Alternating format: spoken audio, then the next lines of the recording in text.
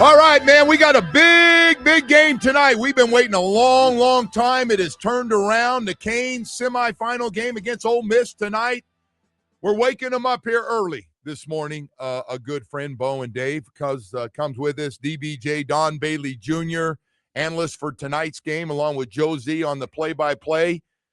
Hey, brother, man, I know you waited a long time for this, and you have just got to be so jacked up, especially the matchup, their great offense against this unbelievable defense right now for the Canes. Joe, I can't tell you. You say I'm up early. Hell, I had to flip since I've been out here. I'm so fast.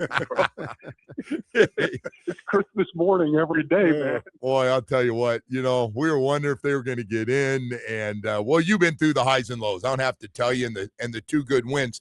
Hey, so this Trinidad Chambliss here, because I know you're going to a meeting here in a few minutes.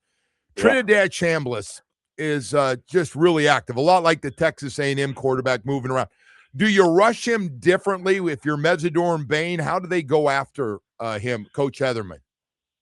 Joe, I think you got to try to keep him in that pocket. I mean, the height seems to be an issue. He's listed at 6 feet, which in today's world means he's probably 5'10" and a half. So I'd like to have him look over those defensive linemen if you can, but I don't want to put a harness on Miami's pass rush. On paper, it'd be nice. You harness the guy, you make him play pocket football, but at the end, let those guys go, right? Let the athlete chase the athlete, and I really think that they're gonna come after him, and it's going to be interesting because the offensive line for Ole Miss, as far as pass pro goes, they do a good job with him and, protecting the quarterback. So I say turn Bain and Mesidor loose and let them eat. But the inside two guys can be helpful as well because they're going to get some push and then force them to the outside. So I don't know. It's crapshoot, man, but I say come after him. Yeah, Don, so much of this game, it seems to be of contrast. You got Mississippi running up-tempo. They like a lot of plays.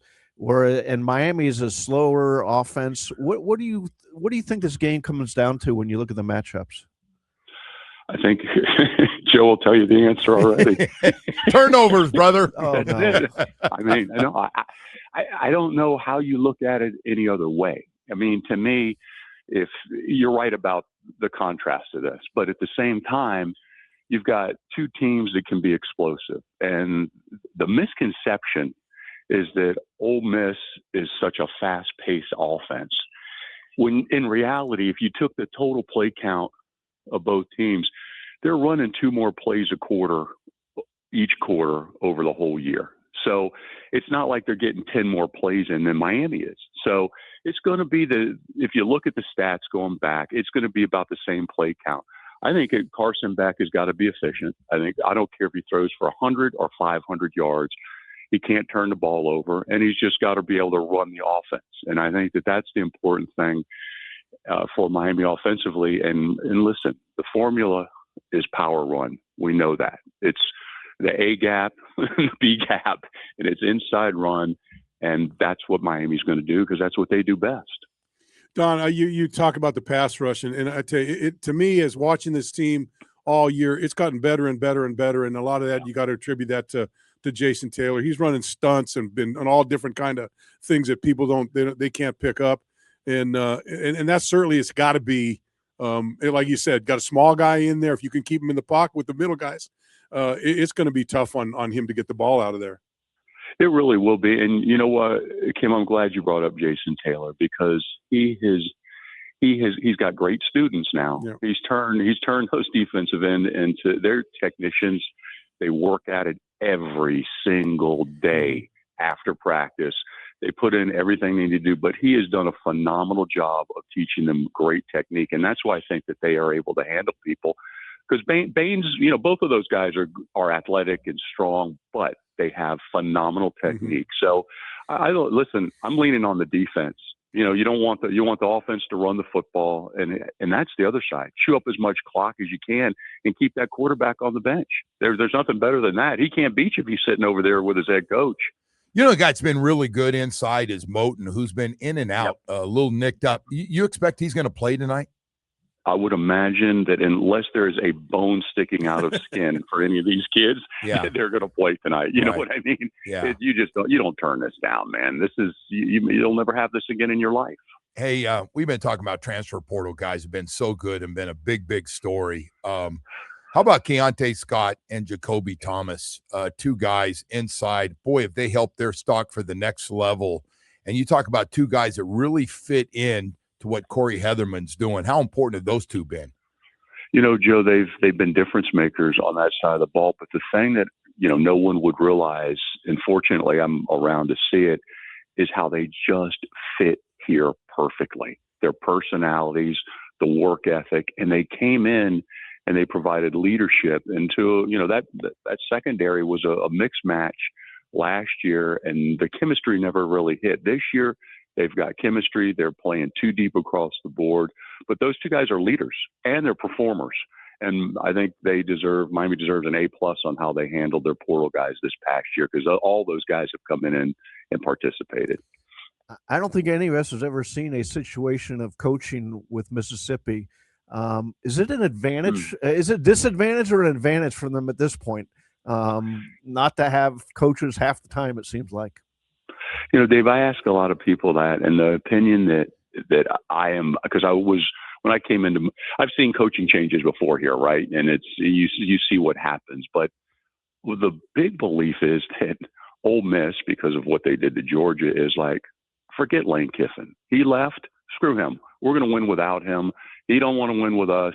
It's us against the world. It seems what it's turned into versus, this program's in disarray. We lost our head coach. We don't know where. I think it's the opposite. I think it inflamed Ole Miss to the point where they think that they can do it on their own or with their new head coach. It's funny when you talk about Ole Miss. I mean, you're kind of looking at it from where I look at it. Just watching it, and you're kind of looking at them going, "Oh, Ole Miss," okay, they won a couple games, and and then all of a sudden, here they are, and you go, "Oh, Ole Miss," right? You kind of felt like it was an aberration, and then all of a sudden, they just keep doing it and keep beating teams, and that aberration has become reality, especially tonight.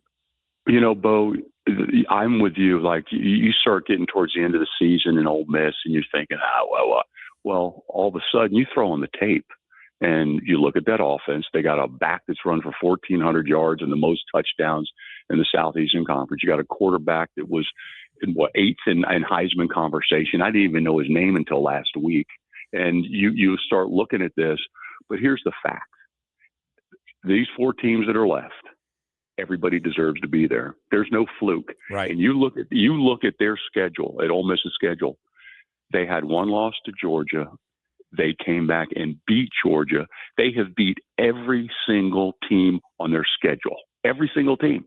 Now, they lost to Georgia once, yes, but they beat them also. So you look at that, and everybody, I'm not a big believer that the SEC wrote the book on football. I think there's a lot of good football played all over this country. But they cleaned everybody's clock in that Southeastern Conference, and that means something. Hey, DBJ, I got to ask you this one. We talk about Maui Noah a lot and the guys that are going to get drafted in the first round. Everybody's been talking about, so everybody knows the names now. Who else is playing at a really, really high level on this offensive line? Because they've been, especially late in these last two games, have opened up some huge holes. Who else is playing at a real high level? I think James Brockenmeyer, the center, has been overlooked. I think his ability to run that offensive line, the kid's a genius. He makes all his calls. He understands every single aspect of the entire play. He's done a great job. And, he was somebody's All-American I saw a couple of weeks ago, and he's done great. But, that offense, really the offense and the team, Joe, they follow Inez Cooper.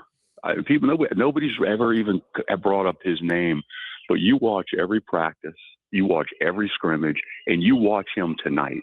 He talks. He gets in everybody's face.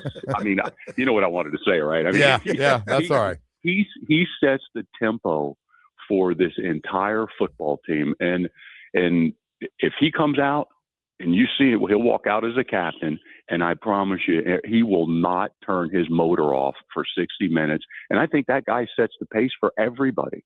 And and he doesn't say a word. You couldn't get an interview out of him. He doesn't do anything. You put that helmet on him, he doesn't shut up. He goes 1,000 miles an hour and talks to everybody and anybody and threatens all of us. So I mean, he's just one of them guys that is a captain and has been flying under the radar since he got here, and he's starting about his 35th game or something like that. So you know there's going to be plenty of energy on the field, right? Yep. What's that energy going to be like in the press box with Joe Zagacki and Don Bailey Joe Jr.? Z. Oh, my gosh, yeah. Well, I hope I have my job after tonight. You will. Hey. Yeah, I mean, I'm jacked up.